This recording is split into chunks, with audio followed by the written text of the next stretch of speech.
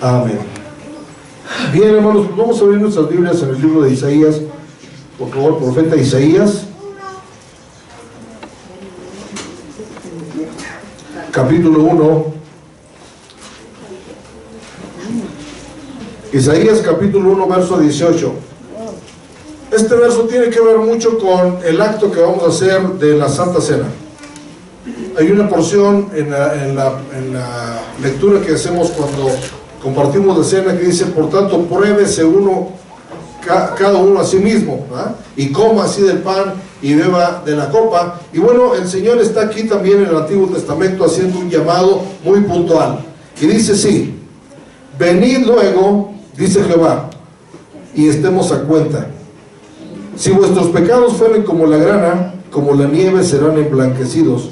Si fueren rojos como el carmesí, vendrán a ser como blanca lana. ¿Qué es lo que nos hace libres y nos hace conscientes de que somos perdonados? El que nos pongamos a cuentas con Dios, ¿verdad? Y Él nos dice: venid luego y estemos a cuentas. Entonces el título de mi mensaje hoy: estemos a cuentas.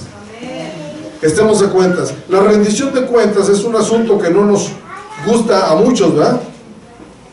Hay gente que dice que yo no le quiero dar cuentas a nadie, ¿verdad? A nadie, y pues nos gusta andar libres, ¿verdad? Pero imagínense si no existiera la rendición de cuentas, por ejemplo, en el gobierno. ¿Sabe que cada vez que termina un gobernante, su periodo tiene que rendir cuentas? ¿Sí? ¿Dónde se gastó esto? ¿Dónde se invirtió esto? ¿Qué se hizo? ¿Qué no se hizo? ¿Sí? Pero también en las empresas. En las empresas, el gerente, los administradores tienen que dar cuentas de cómo va funcionando, ¿verdad? Y bueno, en el camino de Dios no es la excepción. Todos, cada uno de nosotros tenemos que dar cuentas a Dios de nuestros actos, ¿verdad? Vamos a ver Romanos capítulo 14, verso 12. Romanos capítulo 14, verso 12, dice así: de manera que cada uno de nosotros dará a Dios cuenta de sí. La rendición de cuenta también es personal. Dice aquí cada uno. La palabra cada uno nos da la idea de que cada quien es responsable, ¿verdad? Hoy vivimos en una época donde no aceptamos nuestra responsabilidad, evadimos la responsabilidad, como lo hizo Adán cuando le dijo el Señor que por qué habían comido del fruto. ¿Y qué le contestó Adán? La mujer que tú me diste. La mujer que me diste. ¿Qué hizo Adán? Evadió su responsabilidad. Y entonces le preguntó a la mujer: mujer, ¿por qué comieron? ¿Qué le contestó la mujer? La serpiente. La serpiente me engañó. Ya, porque Dios no le preguntó a la serpiente, no sé quién sabe qué pretexto hubiera hecho, tomado la serpiente, ¿verdad? Hay gente que evade su responsabilidad. Yo he visitado cárceles, por ejemplo, y casi en su mayoría de las personas dicen que no fue su culpa. Hasta en las canciones, ¿verdad? El otro día escuché una canción en el transporte que decía: por mujeres como tú, hay hombres como yo. ¿Qué es eso? Evadir responsabilidad, ¿sí? No queremos aceptar que es por nosotros, ¿verdad? Pero también evadimos nuestra responsabilidad a veces en la iglesia, ¿verdad? Regularmente cuando alguien se separa del camino de Dios, el que tiene la culpa es el pastor, ¿verdad? Sí, el pastor, sí. Pastor, porque no es buen pastor, yo me fui al mundo. Porque yo nunca he escuchado de una persona: ¿por qué caíste en pecado? Pues porque yo me descuidé, porque yo tuve mi debilidad, ¿no? Le queremos echar la culpa a medio mundo. He ido también a centros de rehabilitación para drogadictos, y la mayoría me dicen: es que en mi casa no me comprendían, es que en mi casa no me ponían atención. Y mis amigos, y casi cada persona que cometemos errores, buscamos un atenuante para evadir nuestra responsabilidad. Pero ¿qué dice aquí la palabra de Dios? De manera que cada uno de nosotros dará a Dios cuenta de sí. dará a Dios cuenta de sí. Entonces no va a haber la que cuando llegue delante del Señor, ¿y por qué hiciste eso? Es que porque el hermano no me enseñó bien. No va a haber eso, ¿verdad? Amén. Gloria a Dios. ¿Por qué hiciste esto? Bueno, pues porque es que mis papás. No, cada quien, ¿verdad? Cada quien dará a Dios cuenta de sí. Cuando estamos también a veces en una empresa, ¿verdad? Decimos, ¿por qué eres mal empleado? Es que el patrón, ¿verdad? Es que el patrón no me trata bien. La palabra de Dios dice que hay que ser responsables, ¿verdad? En nuestros trabajos, sean buenos patrones o sean malos patrones, porque es mi trabajo, mi responsabilidad, ¿verdad?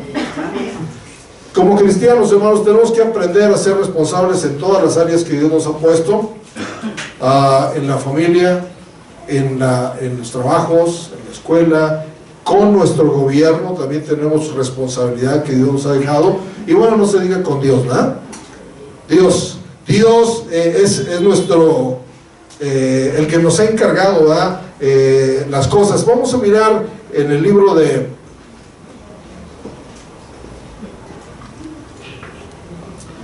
Mateo capítulo 18, verso 23. Mateo capítulo 18, verso 23.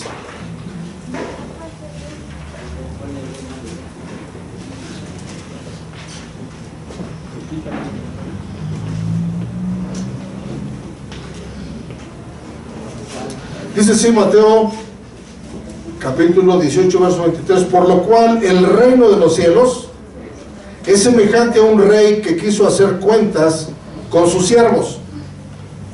Aquí nos dice que es similar, ¿verdad? Aquel rey que se fue y cuando regresó quiso hacer cuentas con sus siervos, ¿verdad? Porque les dio una comisión, les dio un encargo. El reino de los cielos es así. Y bueno, Jesús se fue de esta tierra, ¿verdad? Pero va a regresar. Amén. Y va a regresar a pedir cuentas. Nosotros tenemos que dar cuentas a Dios, porque Él es el único, ¿verdad?, dueño de todas las cosas. Él es el que nos ha encargado las cosas, de Él provienen las cosas. Entonces el reino de los cielos es similar a ese rey que se fue. Y bueno, si hablamos de la pronta venida de nuestro Señor Jesucristo, creo que estamos más cerca que ningún otro tiempo, ¿verdad? Todo lo que se está pasando en el mundo, todas las señales, todo lo que está aconteciendo nos da una idea de una señal, porque nadie sabe el día ni la hora, pero el Señor Jesucristo dijo: yo no les puedo decir el día ni la hora, les dijo a sus discípulos cuando le preguntaron, pero oiréis de guerras, rumores de guerras, habrá hambres, habrá pestes, y empezó a darles señales, ¿verdad? Señales. ¿Para qué nos sirven las señales, hermanos? Para advertirnos. Por ejemplo, las señales de carretera, los que manejan, saben que la señal, por ejemplo, si nos va a marcar una curva, ¿verdad?, ahí nos pone que tengamos cuidado, ¿verdad? Sí. Todavía no está la curva. Hay algunos que ponen las señales muy a destiempo. El otro día estuve en una carretera donde dice tope, ¿cómo se llama? Tope, y estaba en el tope ya. Ahí estaba la señal puesta en el mero tope. Las señales se ponen antes, ¿verdad? Porque si no, no es señal. Pero dice tope y ahí estaba ya el tope. Y pues uno se pasa el tope, ¿no? Entonces, antes de que Jesucristo venga, nos está dando señales. Les dijo Jesús a los fariseos: ustedes son muy buenos para ver el cielo y ven cuando hay nubes así arreboladas, ¿verdad? Y dicen: va a llover. Y no ven las señales de que Cristo viene, no ven las señales de que el Señor está ya por venir. Y dice la Biblia entonces que el reino de los cielos es semejante a un rey que se fue, pero regresó. ¿A qué regresó? A pedir cuentas. Pedir cuentas. ¿Por qué Jesús es el único que es el encargado de pedir cuentas? Porque Él pagó el precio, porque Él nos dio todo, ¿verdad? Dice la Biblia que todas las cosas provienen de Él. Y una de las cosas que tenemos que dar cuentas está en el libro de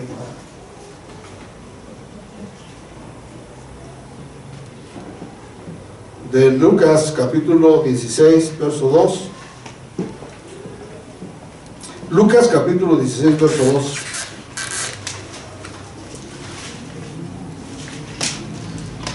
¿Qué dice? ¿Alguien lo puede leer? Entonces le llamó y le dijo: ¿qué es esto que oigo acerca de ti? Da cuenta de tu mayordomía, porque ya no podrás más ser mayordomo. Una de las cosas que Dios nos va a pedir cuentas es de nuestra mayordomía. La mayordomía es el conocimiento de que todas las cosas vienen de Dios y que tenemos que administrarlas correctamente, porque algún día vamos a dar cuenta. Eso es la mayordomía. Entonces nosotros no somos dueños de nada, ni de nuestro cuerpo, ni de nuestros bienes, ni de los talentos, las habilidades. Todo lo que tenemos viene de Él, todo. Entonces todo viene de Él. Dice, da cuenta de tu mayordomía. Y aquí encontramos un caso triste donde el Señor le dijo a uno: ya no vas a poder ser mayordomo porque hiciste mal uso de la mayordomía que yo te di. Estos días he estado publicando en el internet algunos artículos sobre la mayordomía, ¿no? Porque de eso va a depender que nosotros demos buenas cuentas. A ver, ¿de qué tenemos que dar cuentas en esa mayordomía? Tenemos que dar cuentas de nuestro tiempo, por ejemplo, ¿no? ¿Sí? ¿Cuántos han oído la frase? Es que aquí estamos matando el tiempo. Cuando alguien está matando el tiempo, está haciendo un mal uso de su mayordomía, del tiempo, ¿verdad? De la mayordomía del tiempo, porque el tiempo es valioso, valiosísimo, ¿verdad? Algunos quisiéramos que el día durara 30 horas, ¿no? Porque los 24 no nos alcanzan. No nos alcanza porque se nos hacen pocas, porque hay muchas actividades, ¿verdad? Sí. Pero el tiempo es muy importante, hermanos, y nosotros tenemos que honrar al Señor. Dice la palabra de Dios que aprovechemos bien el tiempo, porque los días son malos. Y aprovechar bien el tiempo es hacer buen uso de la mayordomía del tiempo. ¿En qué ocupa usted su tiempo? ¿Lo desperdicia? ¿Lo deja pasar? ¿Verdad? Dice Eclesiastés 3 que todo tiene su tiempo. Todo lo que se quiere debajo del cielo tiene su hora. Si alguien dice no tengo tiempo, es que no tiene disposición, pero el tiempo lo tiene. Más bien no lo administramos correctamente. ¿Sí? Siempre he preguntado sobre si a Dios tendremos que diezmarle el tiempo, por ejemplo. ¿Sí? Si le diezmáramos a Dios el tiempo, ¿cuánto tiempo le tendríamos que dar al día, hermanos? 100%. Si le diezmáramos, el 100% es una cosa y el 10% es otra cosa. A ver, el 10% ¿cuánto sería? De 24 horas. ¿Ah? 24 horas. O sea, de 24 horas Sí, ¿cuánto sería? ¿No? ¿Y si no me da cuenta o qué?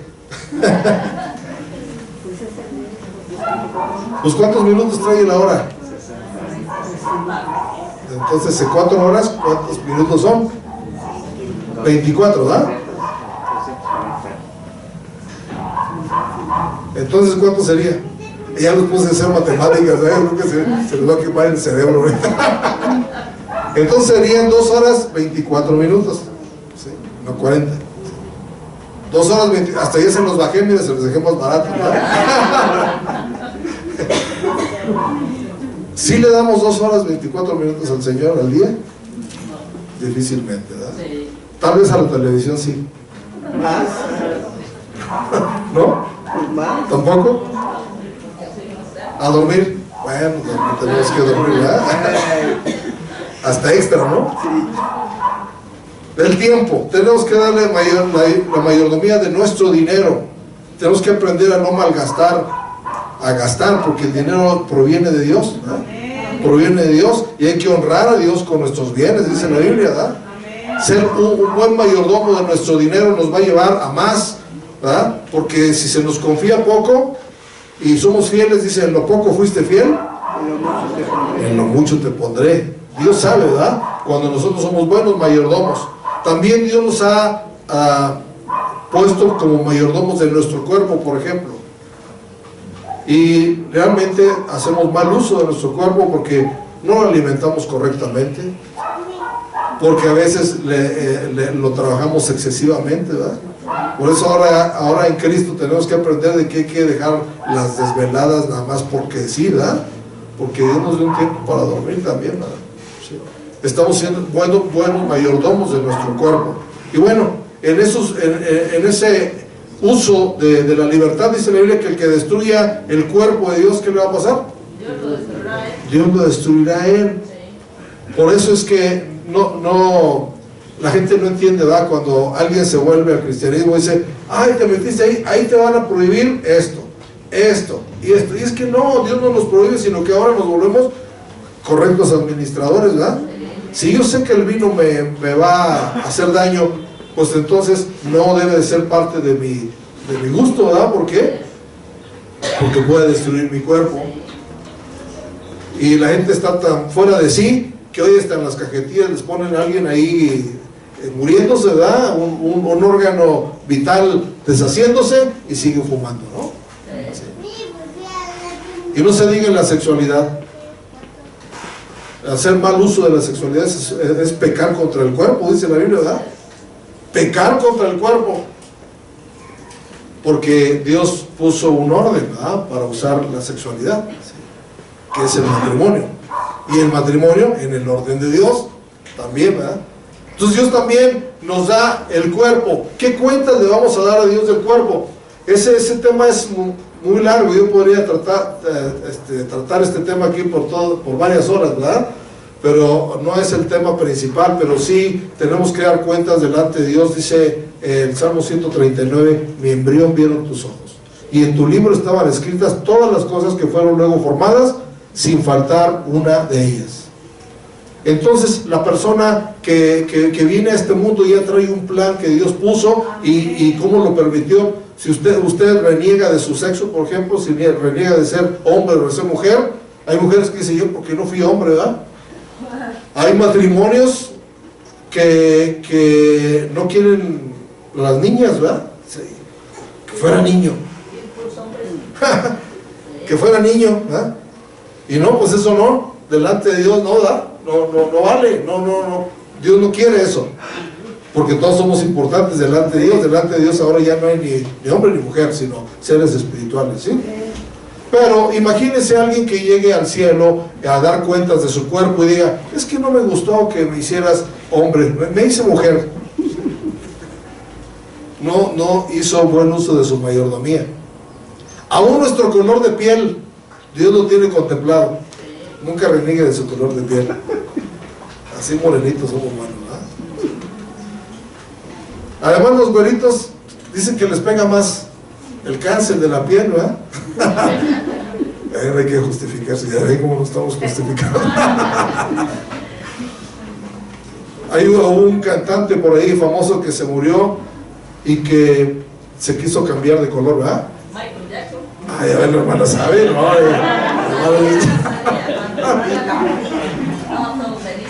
Todos se saben las noticias, ¿verdad? Imagínense cuando llegue delante de la presencia de Dios, a ver de qué color te hice.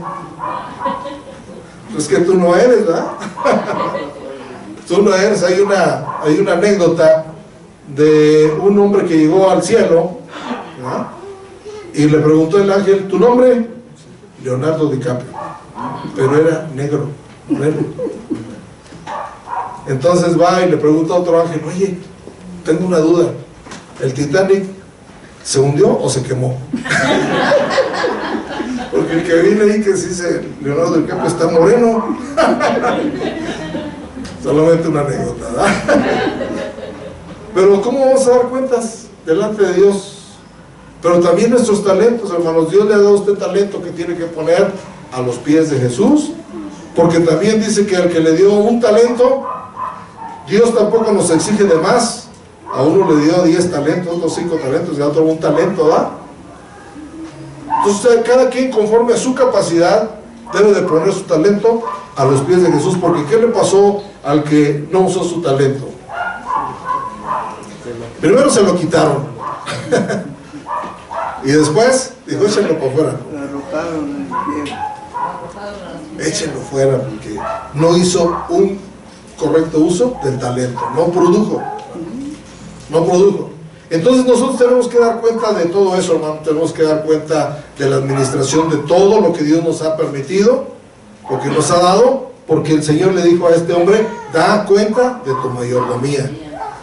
¿Qué tan buenos mayordomos somos? ¿Cómo estamos cuidando lo que Dios nos dejó? Aún el planeta, ¿da? El planeta, un verdadero cristiano no tala árboles, ¿verdad? Le gustan las plantas, aún trata bien a los animales, ¿verdad? Dice un proverbio que el hombre sabio, dice, cuando el hombre tiene temor de Dios, aún las bestias, ¿verdad?, se dan cuenta. Decía un campesino, hasta mi burro se dio cuenta cuando me entregué a Cristo, porque ya no le pego tanto, ¿verdad? Porque Dios nos ha prestado muchas cosas, pero tiramos basura, hacemos, atacamos la capa de ozono, ¿verdad? Que dice que se está acabando, ¿no? Por eso es que ahora los rayos solares afectan más en nuestro cuerpo, ¿verdad? ¿Cuántos saben que los rayos solares ahora traspasan la ropa? Antes no la traspasaban, ¿verdad? ¿Por qué hemos hecho un mal uso? Dice la Biblia que cuando Dios creó al hombre, puso por mayordomo al hombre, y le dijo, cuando Dios creó el mundo, puso de mayordomo al hombre y dijo: cuídenla, produzcanla, ¿verdad? ¿Sí? Entonces tenemos que dar cuentas algún día de nuestra mayordomía delante de Dios. Y bueno, podremos hablar también de las cosas secretas, ¿verdad? Hay gente que pensamos: no, pues yo hice algo de secreto, pero nadie se va a dar cuenta nunca. Y ahí es donde entra la conciencia, ahí es donde entra el Espíritu Santo para hablarnos y que nosotros nos pongamos a cuentas delante de Dios, porque dice el dicho popular: caras vemos y corazones no sabemos, ¿verdad? Y dice la palabra de Dios en Primera de Pedro,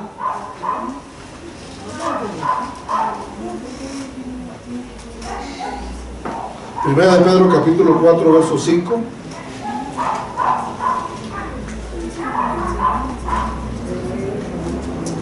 Dice: sí, pero ellos darán cuenta al que está preparado para juzgar a los vivos y a los muertos. Ellos darán cuenta al que está preparado. Pero ahora vamos a ver Hebreos 4:13. Hebreos 4:13. Él ya está preparado para que le demos cuenta, ¿verdad? Hebreos 4:13 dice así. ¿Alguien lo lee?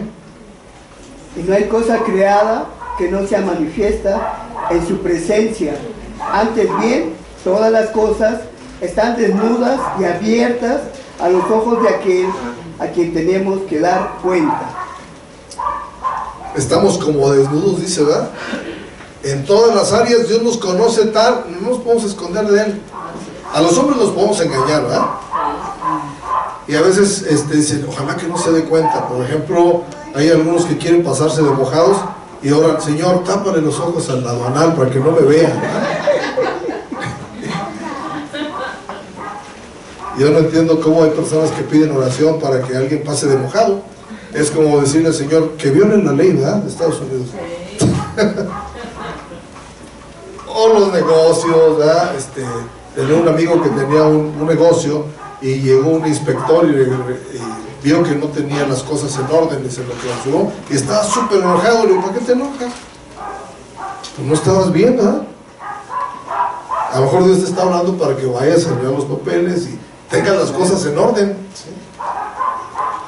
Pero pues vivir violando la ley o haciendo cosas, ¿verdad?, que aparentemente pensamos que no se está dando cuenta nadie, como robarse la luz, como robarse cualquier otro servicio, ¿verdad? Pensamos: no, pues nadie se da cuenta, pero aquí dice la palabra de Dios que delante de Él todas las cosas están desnudas y abiertas a los ojos de quién, de aquel a quien tenemos que dar cuentas. Venid luego, dice Jehová, y estemos a cuentas. Estemos a cuentas. Y si nuestros pecados están ahí vigentes, Dios nos puede cambiar. Dios nos puede transformar. Dice la Biblia que todas las cosas nos son lícitas, pero no todas las cosas nos convienen. Todas las cosas nos son lícitas, pero no nos debemos dejar de dominar de ninguna de esas cosas. Hay porciones, por ejemplo, vamos a ver Eclesiastés capítulo 11. Eclesiastés capítulo 11, verso 9. Eclesiastés 11:9 dice: alégrate, joven, en tu juventud, y tome placer tu corazón en los días de tu adolescencia, y anda en los caminos de tu corazón y en la vista de tus ojos. Hasta ahí parece que es pura libertad, ¿verdad? Pura libertad. ¿Qué? ¿Pero con qué termina? Dice, pero sabe. ¿Qué tiene que saber el joven? ¿Y cuántos jóvenes hay aquí? Todos somos jóvenes, ¿no? ¿Habrá algún viejito aquí? ¿Verdad que no? Que la juventud está acá en el corazón. Cuando yo tenía 30 años, decía los viejitos de 40. Pero ahora no me conviene, ¿verdad?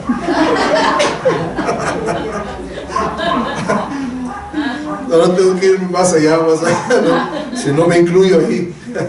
Bueno, gracias a Dios por la vejez también, ¿verdad? Amén. En la vejez fructificarán, dice la Biblia. Amén. Entonces, dice, pero sabe que sobre todas estas cosas te juzgará Dios.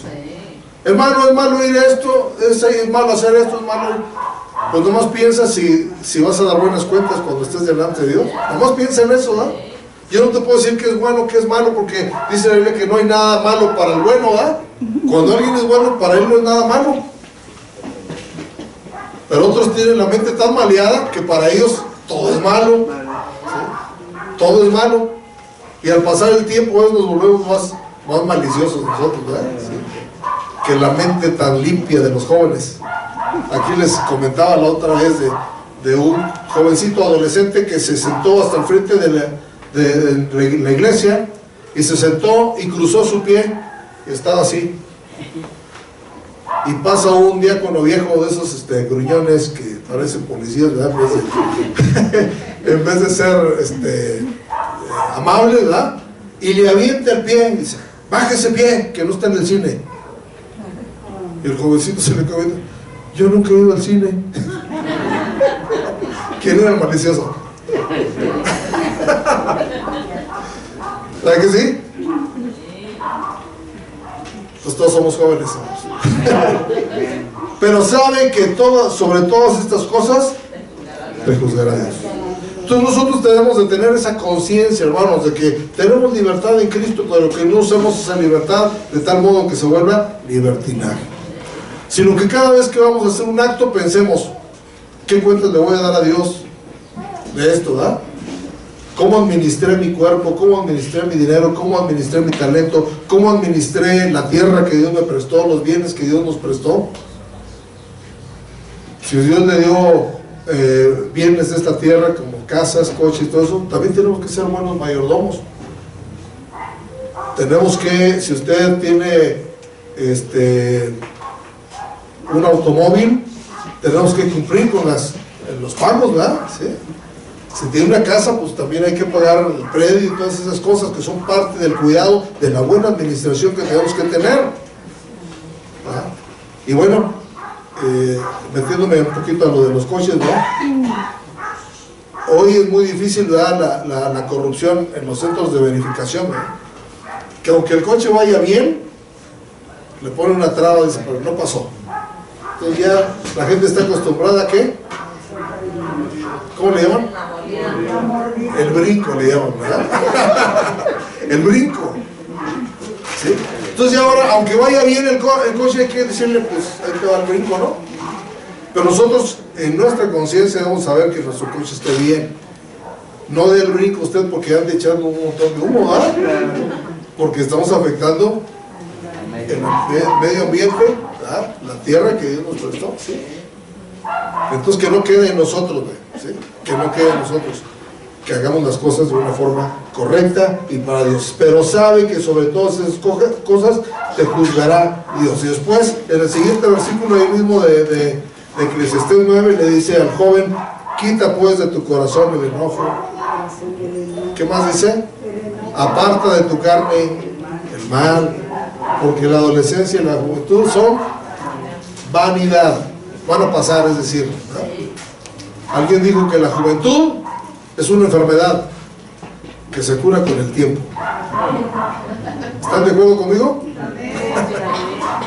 Esa enfermedad se cura con el tiempo. Deja de ser joven, ¿no? Entonces, tenemos que dar cuenta si Dios nos llama hoy. Yo quiero terminar ya con esto, ¿no? Nos llama hoy, dice, venid luego. No lo deje para mañana. La palabra luego es hoy. Y no como Fox, ¿no? Venid luego, es decir, ahora, porque hay gente que sabe que está mal en su pecado y dice, más adelante me arrepiento. Hermanos, cuando nosotros jugamos con eso, abusando de la gracia de Dios, no tendremos tal vez ese tiempo, ¿verdad? Todos saben que muchos están muriendo de un infarto, ¿verdad? Una persona que muere de infarto, ¿tiene chance de arrepentirse? Nos sorprende la muerte, ¿verdad? Por eso hay que estar a cuentas hoy. No diga la semana que entra, ya nada más esta semana voy a hacer eso que estoy haciendo mal. O nada más este mes, o otros la largan para un año, el año que entra, ¿verdad? Sobre todo los que hacemos planes de adelgazar, ¿verdad? Un amigo me dijo, le dije, ¿y cuándo te vas a poner a dieta? Dijo, el año que entra en febrero. Pues ya mero, ¿no? No, es que ningún año entra en febrero, todos entran en enero, dice. O sea, nunca voy a poner a dieta. Si yo no conozco ningún año que entre en febrero, dice. Pues así, bien fácil, ¿no? Daremos cuenta a Dios de todo. Entonces, vamos a meditar un poquito en cómo he administrado lo que Dios me ha prestado. Y podremos hablar un montón de la mayordomía, pero cada quien es consciente.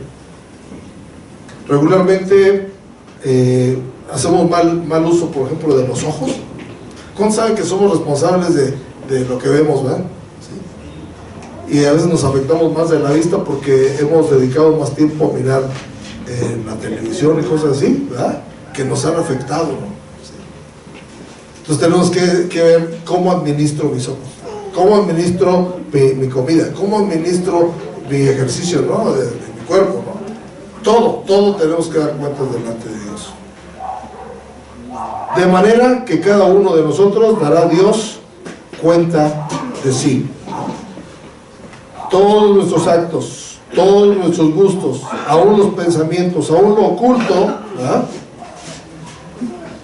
Daremos cuenta delante de Dios. Y no nos podemos esconder de Él, porque no hay cosa creada que no sea manifiesta en su presencia. Yo quiero que vayamos a la porción de 1 Corintios 11 y vamos a prepararnos para recibir la Santa Cena. 1 Corintios capítulo 11.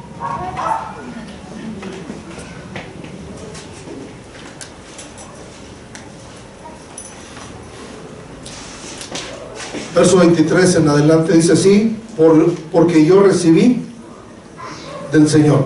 ¿De quién recibió el apóstol esta enseñanza? Del Señor. Hay dos sacramentos. Cuando hablamos de sacramentos hablamos de prácticas santas, ¿verdad? Pero hay solamente dos que el Señor Jesús dijo que los teníamos que hacer. Una, la Santa Cena. Otro, el bautismo en agua. Son los únicos dos sacramentos que Jesús dejó como un mandato para la iglesia. Lo demás de la confirmación y todo eso ya es parte, ¿no? Yo recibí del Señor lo que también les he enseñado, que el Señor Jesús, la noche que fue entregado, tomó pan. El primer elemento que nosotros tenemos que considerar en la Santa Cena es el pan. Aquí tengo un pan, y un pan chiquito, una tortita, ¿verdad? Dice la Biblia que Jesucristo, como el grano de trigo, cayó a tierra. El pan viene del trigo, ¿verdad? Cayó a tierra y murió. El grano tiene que morir para dar fruto. Así es. Murió pero resucitó. Amén. Resucitó y resucitó con fruto, ¿eh? Dice Isaías 53, verá el fruto de la aflicción de su alma y quedará satisfecho. El fruto de la aflicción de su alma somos ustedes y yo, ¿sí? Entonces, este pan figura el cuerpo de Cristo, que fue como aquel grano de trigo, pero el grano de trigo para llegar a ser pan también lo tuvieron que moler, y dice que él fue molido por nuestras rebeliones, por nuestros pecados. Y cuando nosotros vemos todos los beneficios que Jesucristo compró para nosotros en su cuerpo, para empezar, vino en un cuerpo humano a esta tierra. Dice que aquel verbo se hizo carne y habitó entre nosotros. ¿Para qué Jesús tuvo la necesidad de hacerse carne? Para muchas cosas. Hebreos dice que para comprendernos a nosotros, ¿verdad? Que fue tentado en todo según nuestra semejanza, pero sin pecado. ¿Sí? Es decir, también vino en un cuerpo para demostrar que se puede vivir en un cuerpo agradándole al Padre, ¿verdad? Porque Él lo hizo. Si Él lo hizo, lo podemos hacer también nosotros, ¿sí? Pero también vino en un cuerpo para poder llevar nuestras enfermedades. Dice Isaías 53, que por sus llagas fuimos nosotros curados. Curados. Para llevar nuestro castigo. El castigo de nuestra paz fue sobre Él, dice la Biblia. Entonces, traspasaron sus manos, traspasaron sus pies, pusieron una corona de espinas en su cabeza y traspasaron su costado para sacar la sangre, ¿verdad? Ese costado fue traspasado hasta llegar a su corazón. Y entonces viene el segundo elemento, que es la sangre. La sangre, que está tipificado en estas uvas. El producto de la vid, que simboliza la sangre de Cristo. Y esta sangre fue derramada, no poquita sangre, ¿verdad? Alguien me dijo, hermano, ¿por qué el Señor quiere que nos entreguemos 100% a Él, que nos consagremos a Él? Pues porque Él se dio todo, ¿verdad? Él se dio todo. Y dice la palabra de Dios que las uvas extraían el jugo de las uvas pisándolas en el Antiguo Testamento, ¿verdad? Ponían un lagar. El lagar era una piletita donde los esclavos pisoteaban las uvas y salían por un tubito así para extraer el jugo. Y realmente Jesús fue pisoteado, ¿verdad? Fue pisoteado por nosotros, por nuestros pecados. Pero Él derramó hasta la última gota de su sangre con 3 propósitos. El primer propósito, redimirnos, porque sin derramamiento de sangre no se hace remisión de pecados, ¿sí? Antes era por la sangre de los animales, pero Él vino a derramar una sangre inocente, una sangre suficiente. Cantamos por ahí, la sangre de Cristo tiene poder y es suficiente para mí, ¿verdad? La segunda cosa es para protegernos, como pusieron la sangre en los dinteles de las puertas de los hebreos cuando estaban en Egipto, ¿verdad? La sangre de Cristo nos protege. ¿Ha clamado usted a la sangre de Cristo en alguna situación?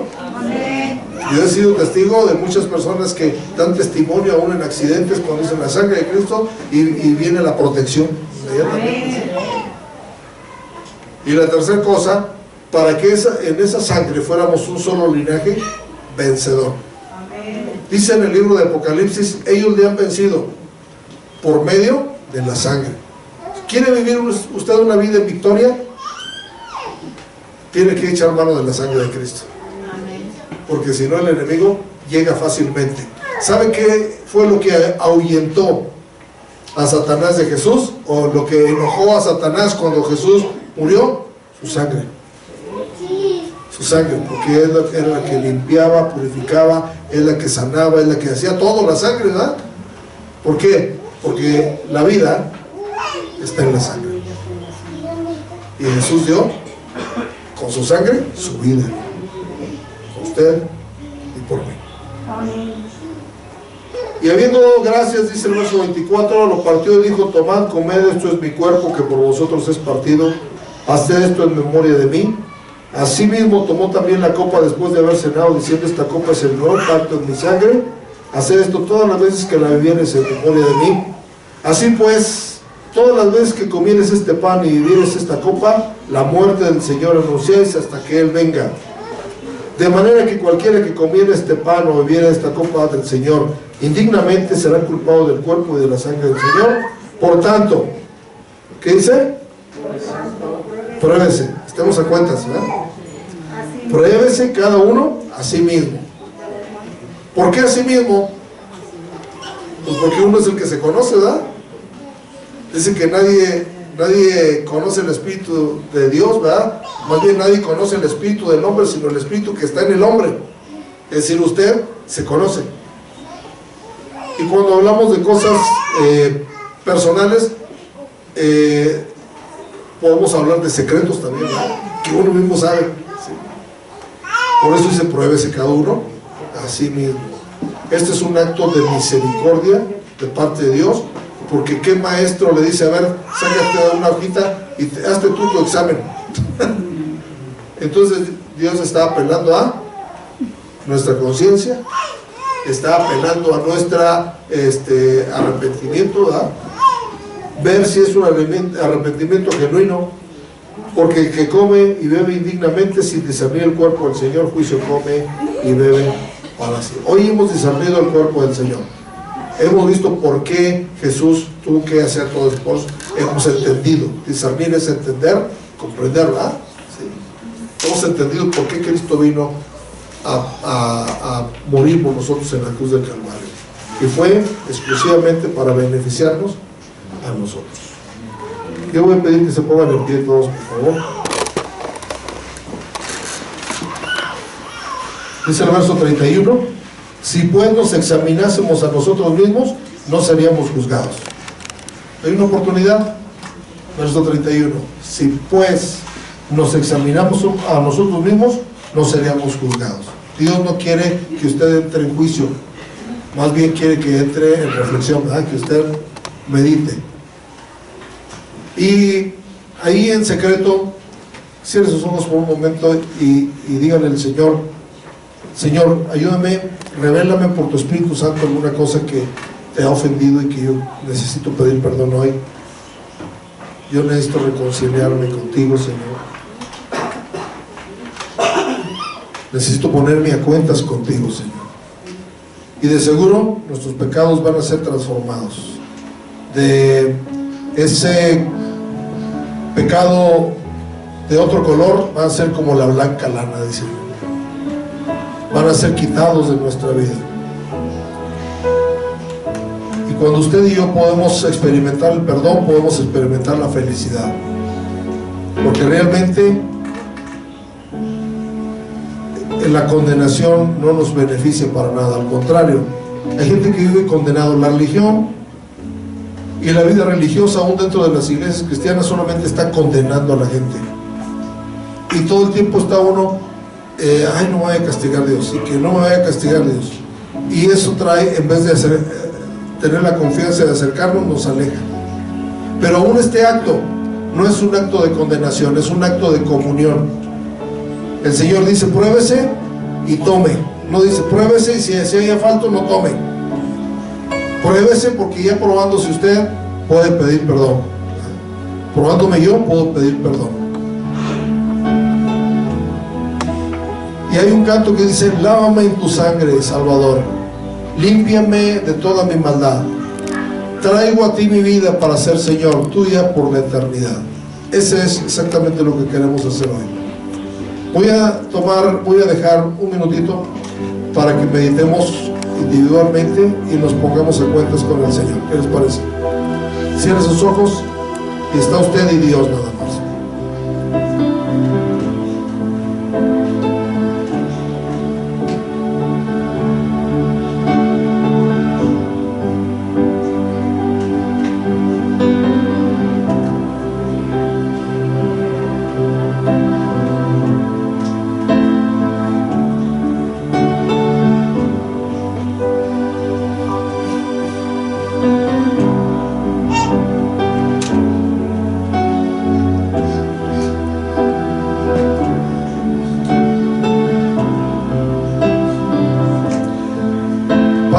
delante de ti estamos como desnudos, tú nos conoces perfectamente y te queremos pedir perdón, porque te ofendemos a veces de palabra, a veces de pensamiento, a veces de hecho.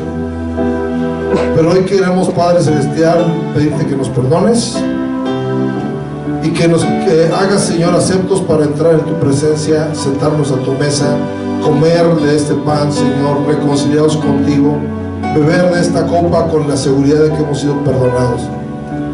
Yo te pido, Padre Celestial, que cada uno de mis hermanos que llegó con alguna condenación en su mente, en su corazón, salga hoy perdonado, libre, feliz de poder haber contado con el sacrificio de Jesús, hacer un memorial de este sacrificio para ver todos los beneficios que tenemos de él. Te doy muchas gracias, Señor, por esta oportunidad que nos das. Yo voy a pedir a mis hermanas que